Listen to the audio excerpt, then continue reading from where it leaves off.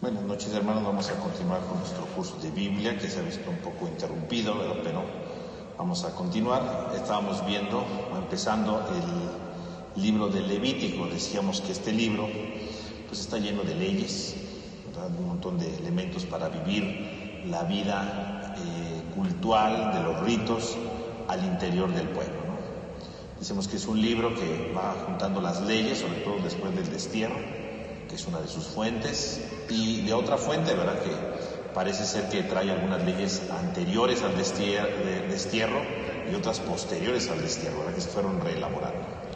Entonces, obviamente es un libro un poco arduo, pesado para irlo leyendo, ¿no? Pero pues es importante conocer algunas características de ello. Entonces vamos a reflexionar el día de hoy sobre el tema de los sacrificios. Vamos a hablar sobre los sacrificios que se vivían en aquel tiempo, ¿verdad?, en la época de los judíos, y que precisamente el libro de Levítico nos va relatando en qué consistían esos sacrificios. Obviamente cuando empezamos a hablar de los sacrificios, bueno, pues puede ser un tema un poco complicado, ¿no? Porque nos hace ver como, o sea, ¿qué es un sacrificio? Pues un sacrificio se lo ofrezco a Dios, pero ¿para qué? Para que Dios se lo coma, ¿no? Esa es la idea, ¿no? Un sacrificio, yo le ofrezco un animal, yo le ofrezco este pan, pero ¿para qué se lo ofrezco? Para que Dios se lo coma. La idea del sacrificio es Dios que se lo come, ¿no? Ahora, pero ¿qué implica estas cosas, no? ¿Cuáles serían estas situaciones en nuestra vida, no? O sea, ¿cómo debemos de entender esto? Entonces, un sacrificio, pues, habla entonces sí de una comida, la comida de que uno le da a Dios, por así decirlo, entre comillas, ¿no? Pero no todos los sacrificios eran iguales, ¿no? Algunos sacrificios eran solo para Dios, otros se compartían, ¿verdad? Otros se compartían con las personas, o bien se compartían con los sacerdotes que elaboraban el sacrificio. Es decir, los sacrificios son distintos y vamos a explicar hoy en qué consisten los sacrificios. En primer lugar, ¿verdad?, cuando hablamos de un sacrificio, pues tenemos que ver el valor de esta idea de comensalidad, ¿no?, de comer, ¿no? Puesto que Dios mismo come, ¿no? Por un lado, es la idea de que Dios te come, ¿no? Estos sacrificios podrían caer obviamente en cosas mágicas, ¿no? En pensar que yo le ofrezco a Dios comida, ¿verdad?, para que Dios me conceda algo, ¿no?, para arrancarle algún favor a Dios, ¿no? Eso, bueno, sería como una mentalidad un poco mágica, pero bueno, los judíos llegaron a caer en estos excesos, ¿no? En tercer lugar, podemos decir que un sacrificio pues es la ofrenda, ¿verdad?, de comida a Dios, en el sentido de que yo me privo de algo para dárselo a Dios. Entonces, un sacrificio, ¿qué sería? Privarme de algo para dárselo a Dios. Por ejemplo, voy a ofrecerle un sacrificio de 2 palomas, por ejemplo. Pues, en lugar de que esas palomas yo me las coma, ¿verdad?, o yo las tenga, o gaste ese dinero en algo más, lo gasto en estos animales para ofrecérselo a Dios. Entonces sería como una idea de que yo me privo de algo para dárselo a Dios, ¿no? Y por supuesto, ¿verdad?, cuando algo se ofrece a Dios, pues es una fuente de vida, ¿no? Lo que se ofrece siempre es algo para la vida, ¿no? Porque yo le estoy dando esta realidad a Dios para que Dios me dé algo de vida, ¿no? Es algo representativo, ¿no? Es decir, yo se lo ofrezco a Dios porque yo me siento identificado con Él y Él me va dando vida como pueblo, me va dando vida en cuanto persona, ¿no? Por lo tanto, esto sería en general una idea de un sacrificio, ¿no?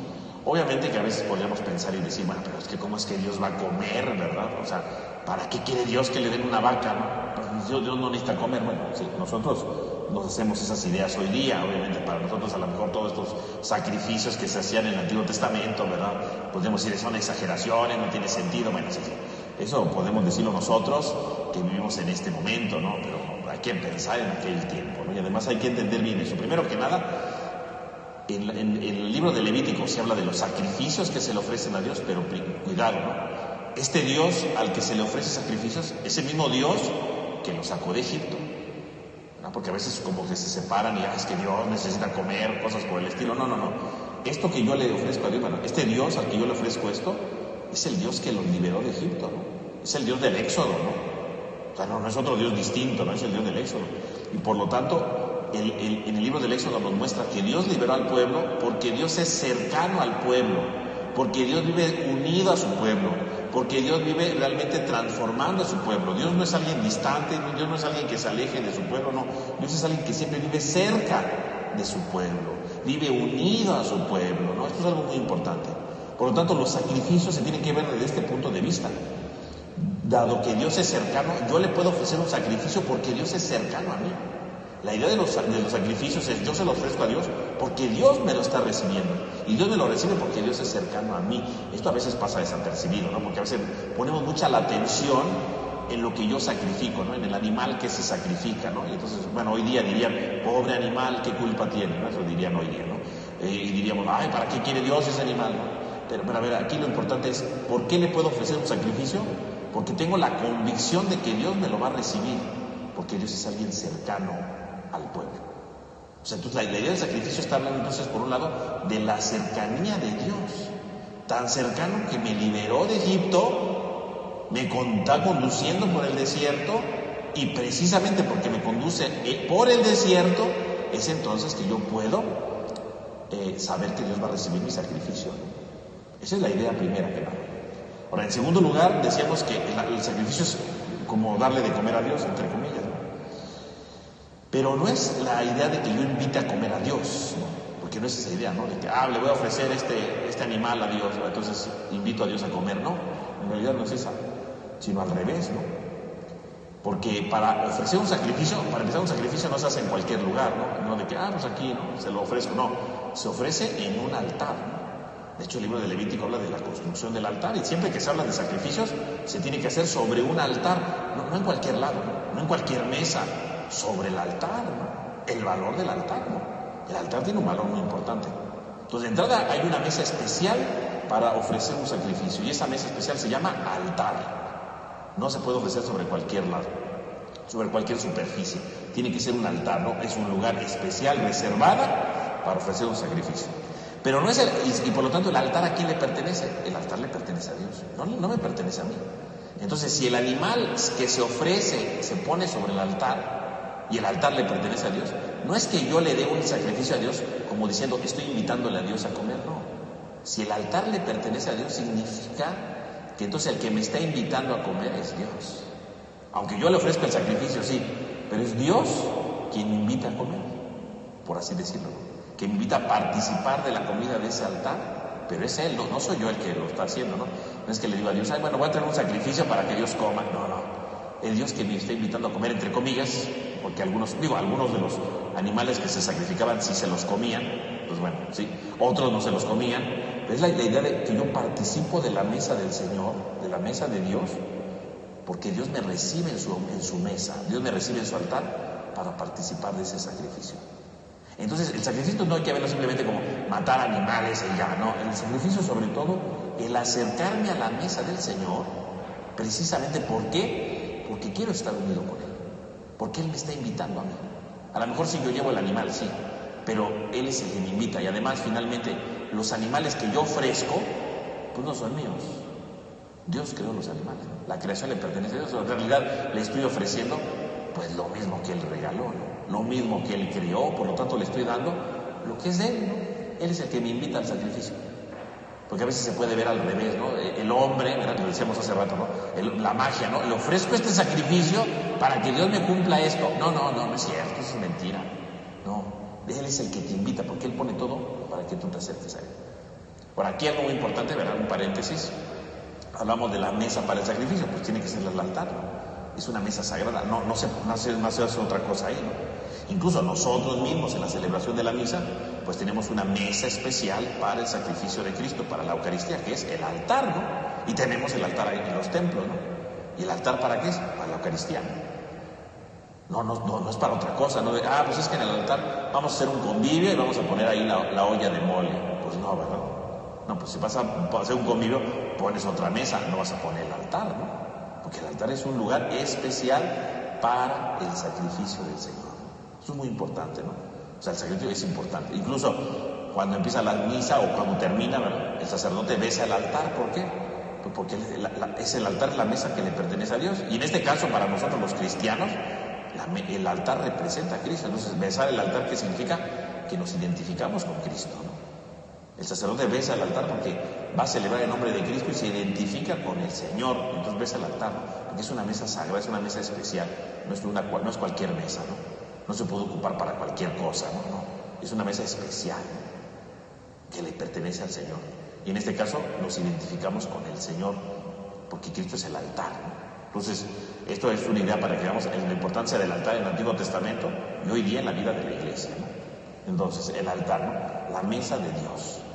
Ahora bien, esta celebración del sacrificio, ¿verdad? Entonces el hombre se aparece, ¿verdad? Se acerca a Dios, ¿verdad? Porque Dios es alguien cercano a él. Dios invita a su pueblo al sacrificio, ¿para qué? Para que el pueblo se sienta parte de su familia, por así decirlo. El pueblo es la familia de Dios y participa de ese sacrificio porque pertenece a ello, ¿no? Ahora, ¿cuál sería el sentido de hacer sacrificios? Decíamos hace un momento, bueno, tienen como diferentes dimensiones. El libro de Levítico nunca da una definición del sacrificio. O sea, si alguien dijera, a ver, busquemos cómo define sacrificio el libro de Levítico, pues no dice. Lo que sí podemos entresacar del libro de Levítico son 3 ideas generales, ¿no? 3 funciones del sacrificio. ¿Para qué se hace sacrificio? Primero, 1, para darle honor a Yahvé, honor a Dios, ¿no? Todo sacrificio se celebra para reconocerle el honor a Dios. No hacemos sacrificio solamente porque sí, ¿no? Sino sacrificio significa darle honor a Dios. Incluso la palabra sacrificio, una de las palabras en hebreo, ¿verdad?, para decir sacrificio es corbán. ¿Y corbán qué significa? Llevar cerca algo. O sea, ¿qué es un sacrificio? Llevarle algo para acercarme a Dios. Eso es un sacrificio. Y me acerco a Dios para rendirle honor. No hacemos sacrificios entonces nomás porque sí, sino para rendirle honor. Yo hago un sacrificio, ¿verdad?, del Antiguo Testamento, ¿para qué? Para rendirle honor a Dios. No son para otras cosas, ¿eh? No es para que Dios me conceda un premio, no. Todos los sacrificios son para rendirle a Dios, honor a Dios. En segundo lugar, se ofrecen los sacrificios para expiación y restauración del orden alterado, es decir, una solución a los pecados, ¿no? Pues cuando alguien comete un pecado, ¿verdad? ¿Qué es un pecado? Un pecado es un desorden, ¿verdad? Porque cuando alguien comete un pecado, comete un desorden, desordena algo en la vida, ¿no? O desordena algo en la sociedad, depende del pecado, ¿no? Yo desordeno algo. Entonces, un sacrificio es reconocer mi pecado, se lo llevo a Dios, le pido perdón, ¿para qué? Pues para que perdone mis pecados, para que el Señor perdone y haya un orden de nuevo en mi vida, ¿no? Obviamente ya no existen ese tipo de sacrificios, ¿no? Pero ese es el sacrificio, ¿no? Cuando alguien va a hacer un sacrificio en aquel tiempo, ¿para qué era? Para poner orden en su vida, para pedirle perdón y poner orden en la vida. Eso es lo importante del sacrificio, ¿no? Eso era lo fundamental, eso era lo esencial. Uno no hace entonces sacrificio nada más porque sí, uno hace sacrificios a veces por expiación. Señor, me equivoqué, perdón, quiero poner orden en mi vida, tengo que poner orden en lo que hice, tengo que transformar mi vida. Bueno, eso es un pecado, un sacrificio de expiación, ¿no? Perdonamos los pecados, se restauran las cosas, ¿no? Así entonces el sacrificio se vuelve, ¿verdad?, un medio de purificación para restaurar el orden. Por ejemplo, cuando alguien se va a confesar, bueno, no hace un sacrificio a ello, obviamente, pero en el fondo es eso, ¿no? ¿Para qué se confiesa? Para poner orden en su vida, ¿no?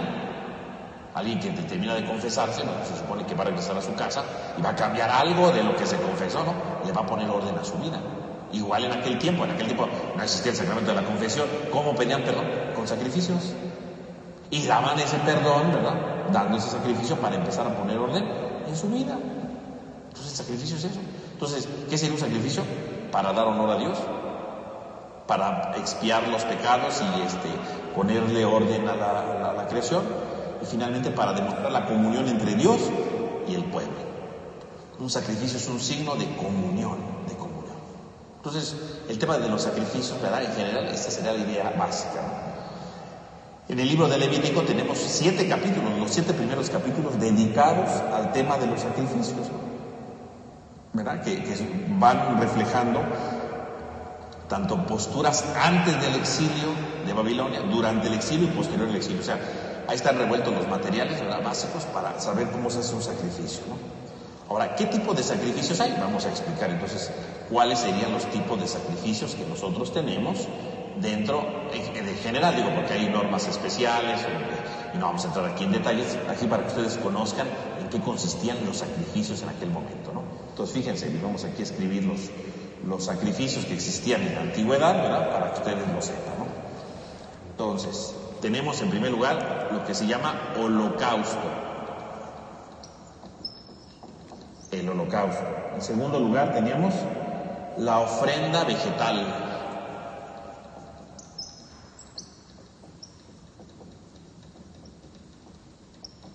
En tercer lugar tenían el sacrificio de comunión. Tenían el por el pecado. Por el pecado, es decir, el sacrificio por el pecado, que es muy importante. Y por supuesto, la ofrenda por la culpa. Por la culpa. Y otros. Entonces ahí tenemos los diferentes tipos de sacrificios que aparecen en el libro de Levítico, que son los más importantes que tenemos. Entonces vamos a explicar brevemente cada uno de estos. Primero que nada, holocausto. La palabra holocausto viene del hebreo, ¿verdad? Olaj, que quiere decir algo que sube completamente. En ese sentido, ¿qué es un holocausto? Es una ofrenda que yo le doy a Dios, pero que solamente Dios la puede consumir. Entonces, ¿qué es holocausto? Holocausto es cuando le ofrecían un animal a Dios, ¿verdad? Por lo que fuera, ya sea para agradecerle o algo, pero se lo ofrecían y entonces los sacerdotes lo tenían que destruir totalmente, ¿no? Lo quemaban, agarraban, ¿verdad? Y lo destruían totalmente, lo quemaban totalmente, ¿no? Tenían que agarrar el animal, ¿verdad? Y tenían que quemarlo totalmente, o sea, no tenía que quedar nada del animal, nada. Eso es un holocausto, ¿no? Cuando se destruye totalmente algo, ¿no? Cuando se extermina totalmente algo. A eso se refiere el sacrificio de holocausto. Entonces, cuando yo ofrecí un sacrificio de holocausto, no se podía quedar nada del sacerdote ahí, nada. El sacerdote no se quedaba nada. Ni la gente que había llevado, nadie. Se tenía que destruir totalmente, ¿no? Eso quiere decir el sacrificio de holocausto. Incluso la palabra holocausto hoy, ¿para qué se refiere? Pues cuando hay una destrucción, una matazón, ¿verdad? De gente, ¿verdad? Y no queda nada, ¿no? O destruyen todo, ¿no? Eso es holocausto, ¿no? En aquel tiempo no se refería a eso, ¿no? Holocausto se refería al sacrificio en el que se le daba a Dios y totalmente quedaba destruido. Nada de la víctima era usado en provecho de nadie. ¿Por qué? Porque había sido destruido. Era Dios que se lo comía totalmente, ¿no? Esa era la idea, ¿no? Lo quemaban, lo destruían totalmente. ¿Por qué? Porque Dios se lo comía todo, ¿no? Era la idea que ellos tenían, ¿no? El holocausto, ¿no? Una ofrenda total para Dios, ¿no? Otra, decíamos, es la ofrenda vegetal. La ofrenda vegetal, bueno, pues es un tributo que se le da a Dios, un sacrificio, pero que no es sangriento, ¿no? Sino era sobre todo un sacrificio que consistía en darle a Dios cereales, era darle cereales a Dios, ¿no? O sea, no crean que todos los sacrificios eran de animales.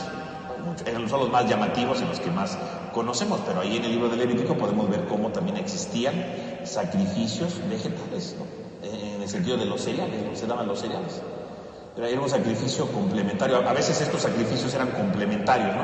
Por ejemplo, podían ofrecer un animal en holocausto y aparte llevaban cereales, ¿no? A veces era como un complemento, ¿no?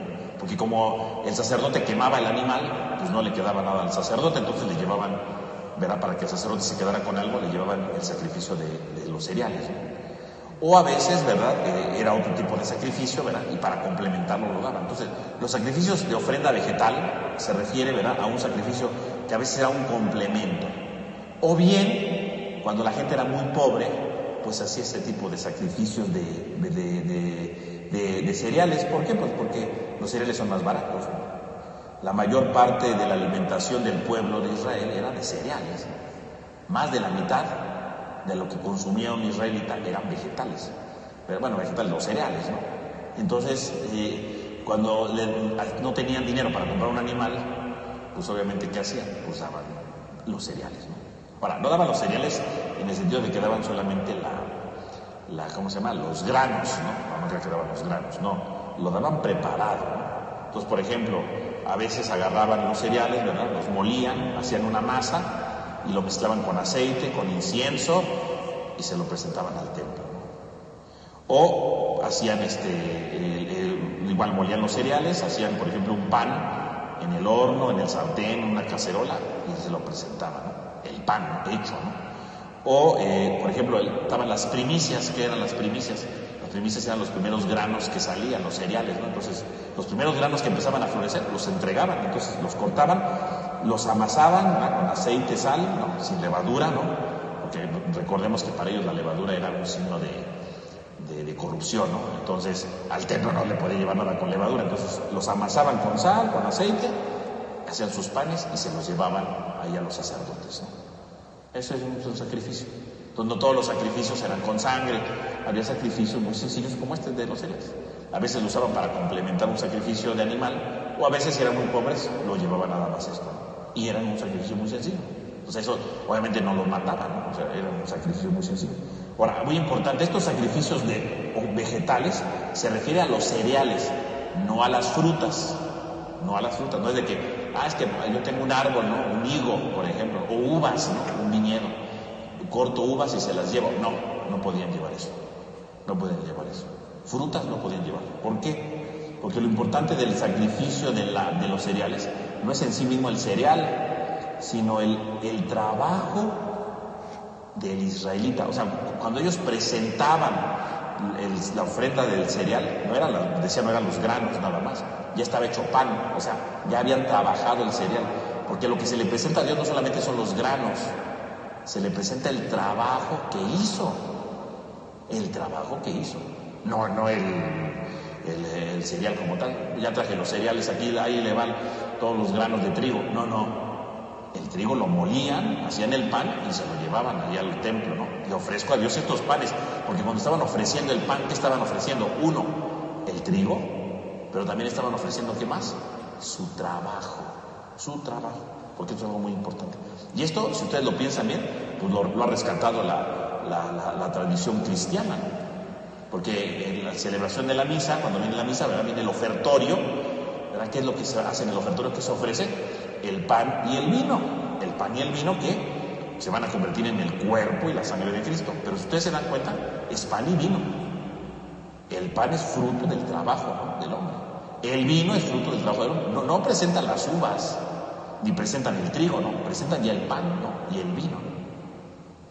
Lo que le estamos presentando a Dios no solamente es el pan y el vino en cuanto tal, sino el trabajo que hay detrás de eso. Porque no me traen a mí las uvas y dicen, aquí le van las uvas, haga su propio vino. No, ¿verdad? Aquí está el trigo, haga sus hostias. No. Se presentan las hostias y se presenta el vino. O sea, ya son fruto del trabajo del hombre. Incluso lo dice, ¿no? Incluso el canto ¿no? Te presentamos el vino, ¿verdad? Fruto de la tierra y del trabajo del hombre. Porque lo que le presentamos en el ofertorio no solamente es pan y vino. Estamos presentando el trabajo del hombre. Es lo que estamos presentando, el trabajo. Es fruto de mi trabajo. Lo que Dios quiere no solamente son los granos, ¿no? Lo que Dios quiere es el trabajo del hombre. Y el pan y el vino son una manera de representar el trabajo. Incluso si lo piensan bien, en ese momento es cuando se hace la colecta, ¿no? Y la gente colabora. Pero en el fondo, ¿qué significa esa colaboración? Están colaborando porque el fruto de su trabajo, ¿no? Lo que hizo en su trabajo, ¿no? O sea, todo lo que le presentamos a Dios en el ofertorio es nuestro trabajo.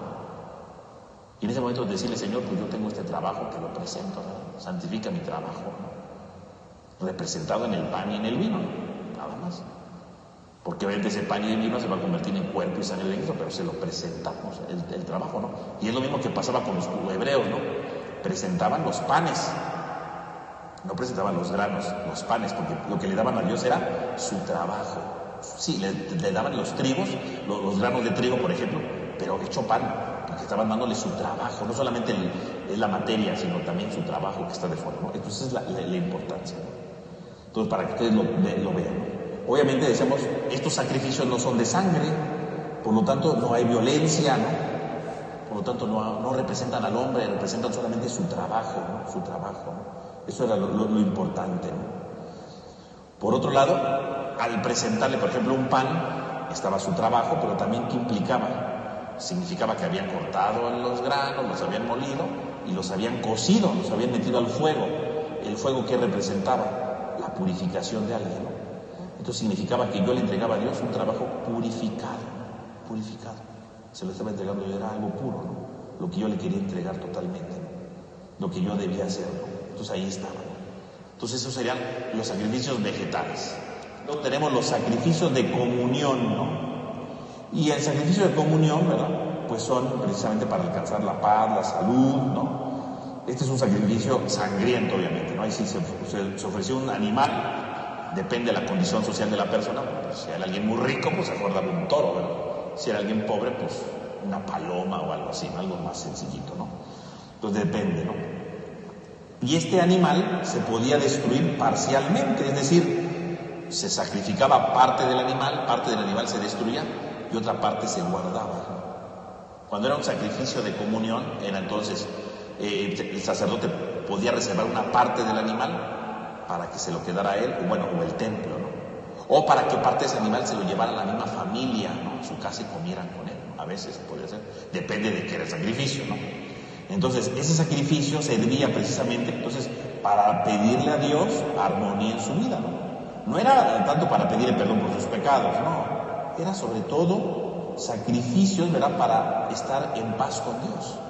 Entonces, por ejemplo, alguien que dijera, en el templo se tenía que hacer por lo menos, ¿verdad?, un sacrificio al amanecer y otro al atardecer. Los sacerdotes hacían eso de ley. Pero la gente podía ir, por ejemplo, decir, bueno, pues hoy voy al templo, estoy contento porque me ha ido bien y ofrezco un sacrificio de comunión. Señor, quiero seguir en amistad contigo. Le ofrecieron un sacrificio.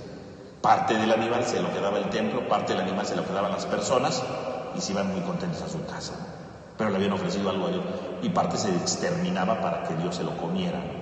Así es, sacrificios de comunión. Pero no eran para pedir perdón de nada, eran para estar bien con Dios, ¿no? Era un sacrificio pues, de alegría, ¿no? Ay, estoy contento, le ofrezco esto a Dios.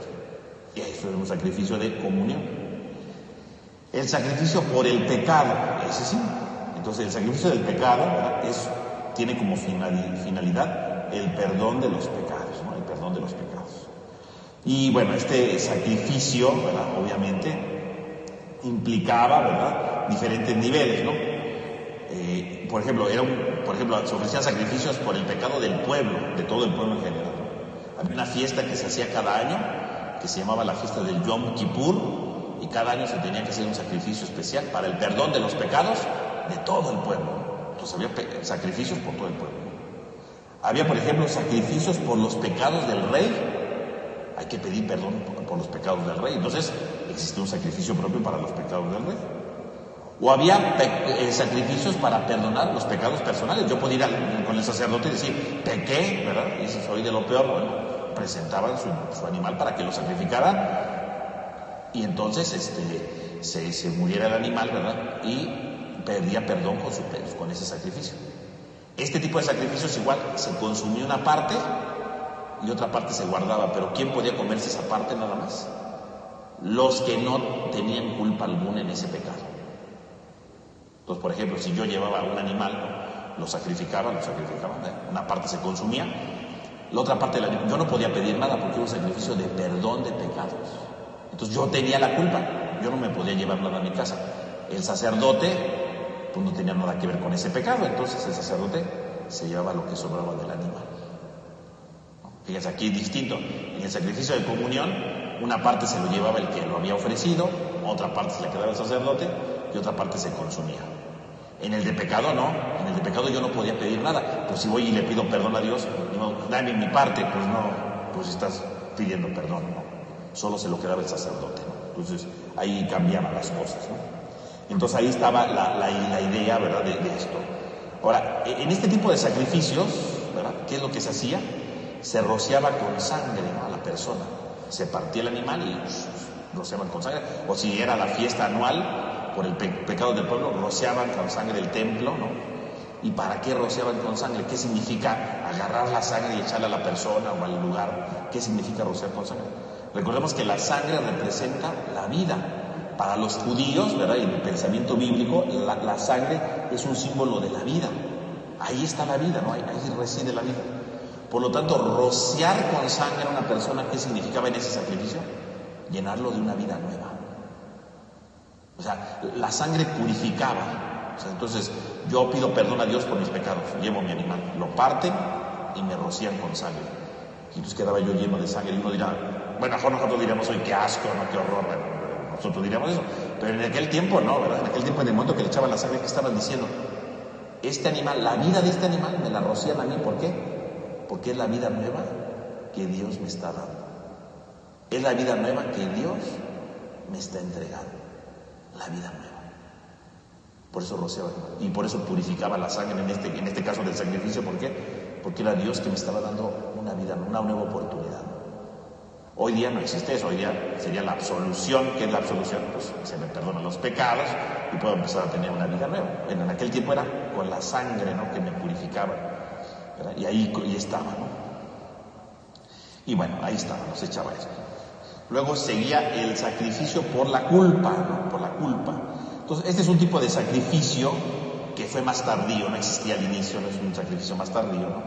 Que era para pagar culpas no graves, no se refiere a los pecados, ese es otro sacrificio, ¿no? Pero para culpas no graves, ¿no? O sea, por ejemplo, a lo mejor me peleé con alguien, ¿no? Bueno, entonces, pues, para ya estar bien, pues le ofrezco a Dios este sacrificio de culpa y le digo, Señor, pues estoy arrepentido de haberme peleado, ¿no? O es que, bueno, defraudé a alguien, ¿verdad? Le vi la cara, ¿verdad? Ofrezco este animal, ¿verdad? Para que, pues, me le vi la cara a fulano y no debí de habérsela visto, ¿no? Incluso, ¿verdad? Esto aparece en el capítulo 5 de Levítico, ¿no? Este sacrificio, ¿no? Y dice, también hay defraudaciones de las cosas santas, ¿no? Cosa que está muy rara, ¿no? No se explica muy bien. Entonces, por ejemplo, que dijeran, yo le prometí a Dios hacer tal cosa y no lo hice. La culpa, ¿no? Señor, perdón porque no cumplí mi promesa, ¿no? O no pagué el diezmo a tiempo, ¿no? Tenía que dar mi diezmo y no lo di.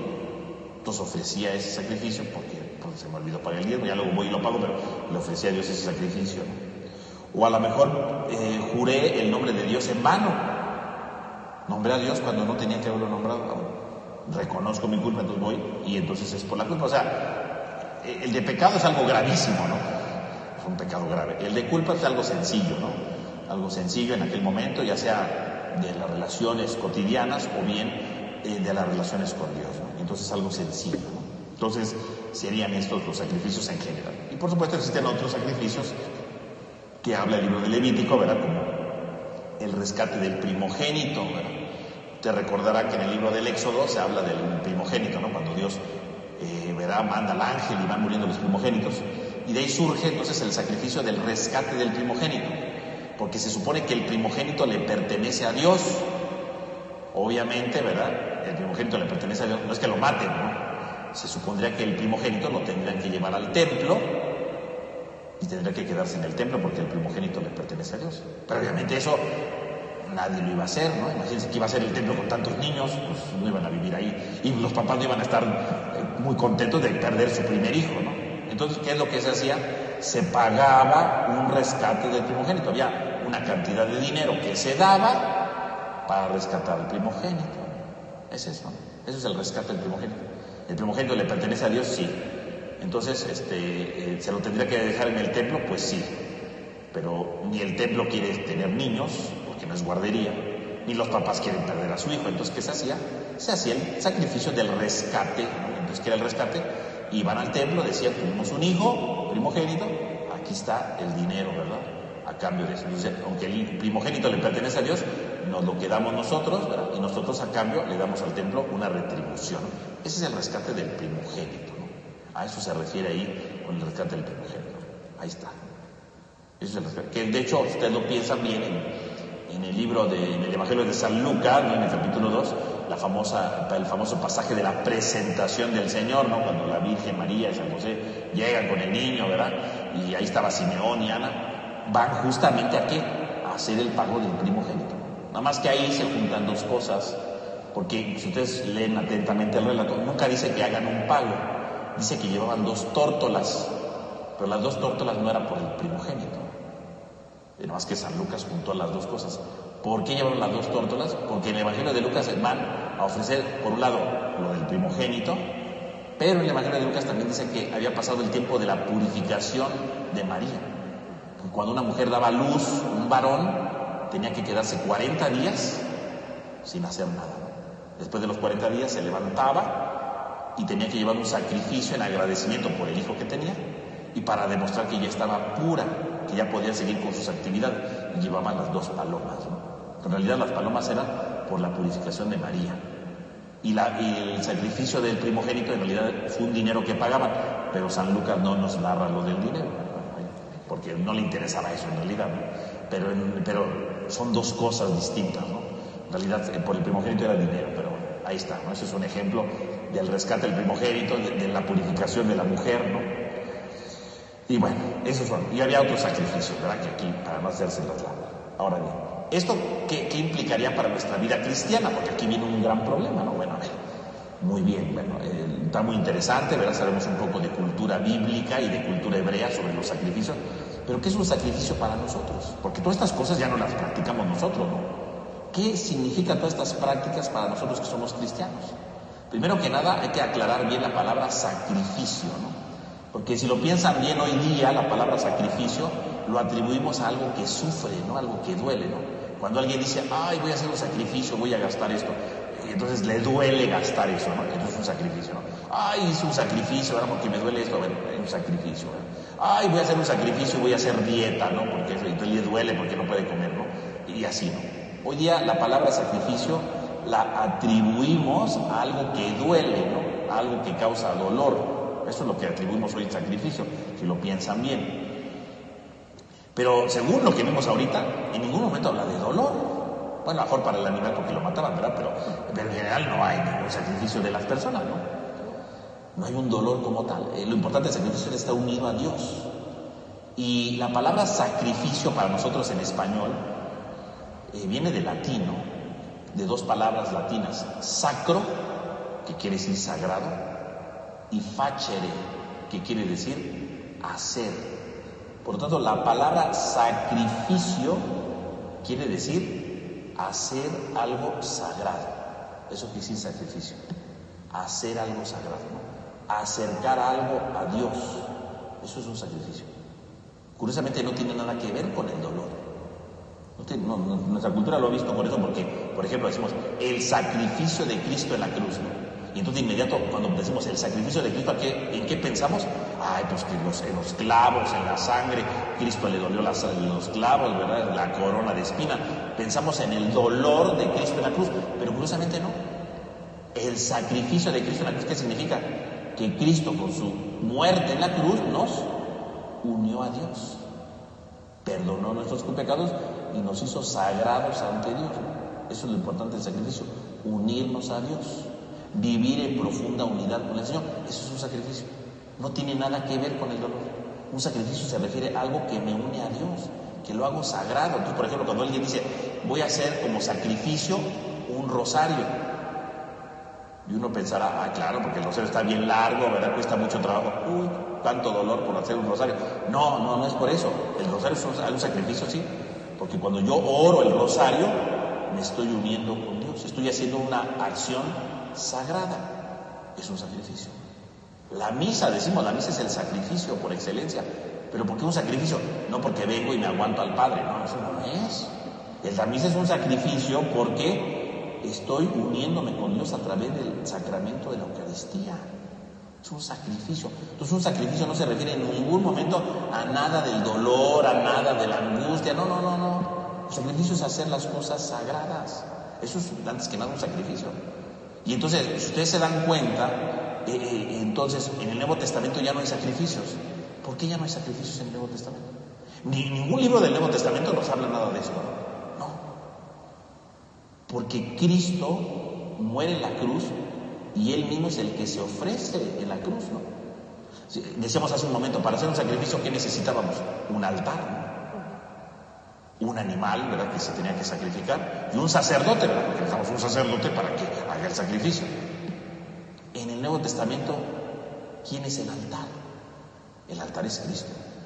¿Quién es la víctima que se ofrece para el sacrificio? Es Cristo. ¿Y quién es el sacerdote que ofrece la víctima al sacrificio? Cristo. Y entonces Cristo muere de una vez por todos nosotros. Por lo tanto, en el Nuevo Testamento desaparecen los sacrificios de los animales y, bueno, los vegetales, por supuesto, ¿no? ¿Por qué? Porque Cristo es el único sacrificio que necesitamos para la salvación. Porque Cristo es sacerdote, porque Él mismo se ofrece al Padre. Es la víctima porque Él es el que se muere en la cruz. Y Él es el altar porque es su cuerpo en donde se hace el sacrificio. Por lo tanto, cuando hablamos del sacrificio en el Nuevo Testamento solo hay un sacrificio, y es el de Cristo.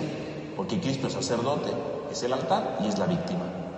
Él toma el papel de los tres elementos para ofrecerse al Padre. Por lo tanto, ya no necesitamos ni otro altar, ni una víctima, ni un sacerdote, porque Cristo murió por nosotros. Y cuando nosotros venimos a la misa, celebramos justamente la Eucaristía, claro, El pan y el vino se convierten en el cuerpo y la sangre de Cristo, por supuesto, pero de manera incruenta, ¿verdad? No es que aquí derramemos sangre y eso, ya no es sangre. La única sangre que se derramó es la de Cristo. Y cada vez que celebramos la misa, Cristo, ¿verdad?, se convierte en el cuerpo y la sangre, y entonces Cristo, ¿verdad?, vivimos de nuevo el momento de la entrega de Cristo, ¿no? Se hace viva, ¿verdad?, se hace actual la entrega de Cristo por nosotros, sin derramar sangre, por supuesto, ¿no? Y entonces se hace visible, se hace actual, ya no necesitamos más sacrificio. El único sacrificio que vale para nosotros, ¿cuál es? El de Cristo. ¿Y para qué venimos a la misa? Pues para actualizar el sacrificio de Cristo. Cada vez que venimos a la misa, Cristo está entregándose por nosotros. Cada vez que venimos a misa, Cristo da su vida por nosotros. Es como si viajáramos en el tiempo y en ese momento Cristo vuelve a morir y vuelve a resucitar por nosotros. Porque el único sacrificio que nos salva es el de Cristo. Ya no necesitamos sacrificios de animales. Cristo se entregó por nosotros, ¿no?, una vez para siempre.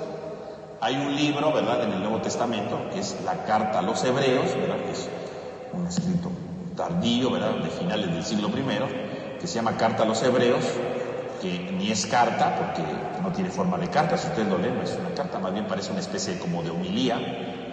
Ni es a los hebreos, porque, pues, ¿qué hebreos? Más bien es una carta que se escribió, una homilía que se pronunció, una reflexión que se pronunció para la comunidad de Roma, pero no tiene nada que ver con los hebreos. Pero pues así pasó en la historia, ¿verdad? Y no sabemos ni siquiera quién es el autor. Hay algunos que dicen que esta famosa carta a los hebreos la escribió San Pablo. Bueno, eso dicen, pero en realidad, los temas que toca la carta a los hebreos nunca las toca San Pablo en ninguna de sus cartas. Y por otro lado, la manera como está escrita tampoco es la manera como están escritas las cartas de San Pablo. Por lo tanto, ¿quién la escribió? ¿Quién sabe? ¿No? ¿Quién sabe? Cuando llegue a la vida eterna, pues ahí le pregunta a Dios, pero en realidad no sabemos quién escribió esta carta, no sabemos. Pero ciertamente la comunidad la tomó siempre como algo muy importante y por ese motivo, ¿verdad?, nosotros la leemos dentro de la asamblea, ¿no? Entonces, por ejemplo, fíjense, la carta a los hebreos, ¿verdad?, dice el autor, ¿no?, justamente sobre los sacrificios, porque aquí habla sobre los sacrificios antiguos y los sacrificios nuevos. Habla de los sacerdotes antiguos y de los sacerdotes nuevos. Y entonces hace ver justamente cómo Cristo es el único sacrificio que necesitamos. Dice la carta a los hebreos en el capítulo 10, ¿no? Capítulo 10, dice: en virtud de la voluntad, ¿no?, de entregarse Cristo, quedamos todos santificados, merced a la oblación de una vez y para siempre en el cuerpo de Jesucristo. En virtud de la voluntad de Cristo. No necesitamos más sacrificios. Cristo murió por todos una sola vez. Y por el sacrificio de Cristo, dice, todos quedamos santificados. Todos quedamos santificados. Ya no necesitamos otro sacrificio. El único sacrificio que nos santifica es el de Cristo, ¿no? Luego dice en la carta a los Hebreos 7:27, ¿no?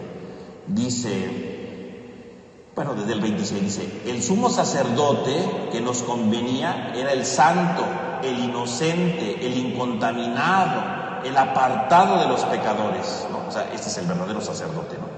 Todos los sacerdotes tienen pecados, todos los sacerdotes tienen contaminación, todos los sacerdotes fallan. Cristo no, Cristo es santo, inocente e incontaminado, que no tiene necesidad de ofrecer sacrificios cada día como los sumos sacerdotes, primero por sus pecados y luego por el pueblo. Esto lo realizó Cristo para siempre, una sola vez, ofreciéndose a sí mismo. El sacrificio de Cristo es único, porque los sumos sacerdotes, cuando ofrecían los sacrificios, también ofrecían por ellos, ¿no? Porque los sumos sacerdotes cometían pecados.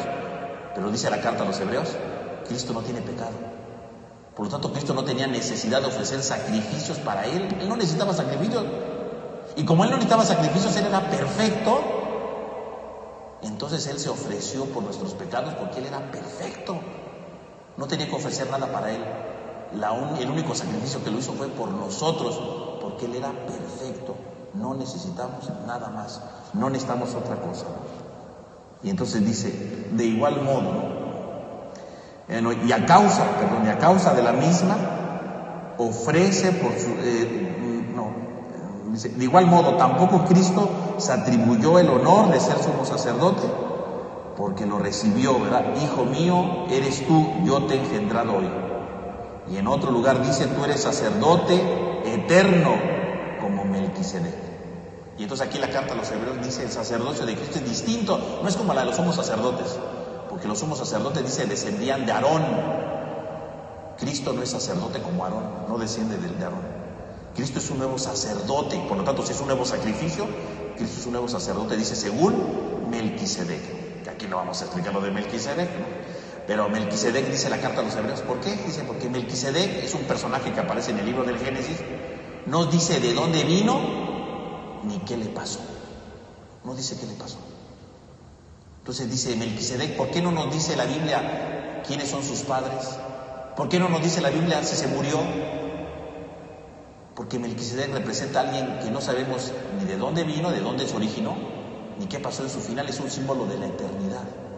Cristo es como Melquisedec, significa el sacerdocio de Cristo es el sacerdocio eterno, el sacerdocio puro, inmaculado, y se ofreció a sí mismo porque es un sacerdote perfecto, sin necesidad de animales. Ya no necesitamos animales, ya no necesitamos nada. Es el sacerdocio perfecto, es el sacerdocio eterno, y lo identifica con la persona de Melquisedec. Por lo tanto, fíjense, entonces, a lo mejor sí ya la carta, el libro de Levítico habla de muchos sacrificios, es muy interesante, ¿no? Pero, bueno, es para conocer el sentido, la cultura de aquellos tiempos, pero en el fondo, si ustedes lo piensan, pues nos prepara para el verdadero sacrificio, el único, que es el de Cristo.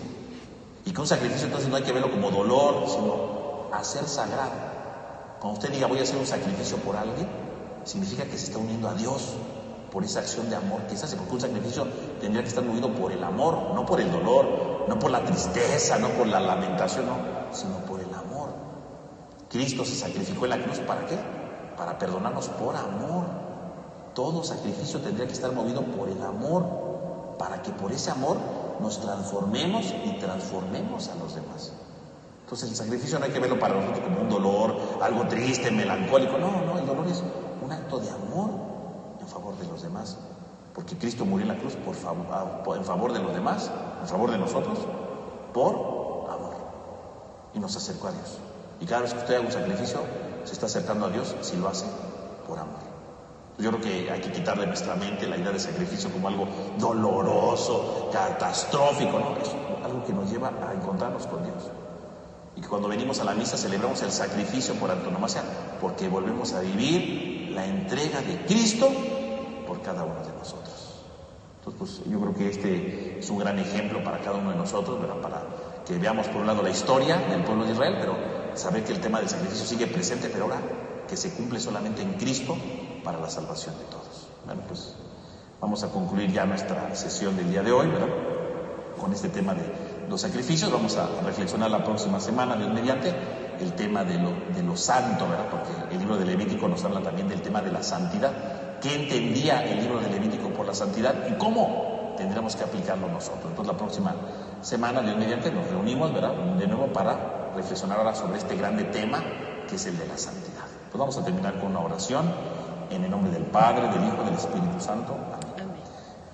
Te damos gracias, Señor, porque nos permites este momento de reunirnos, de retomar, ¿verdad?, las Sagradas Escrituras, ahora a la luz del libro de Levítico.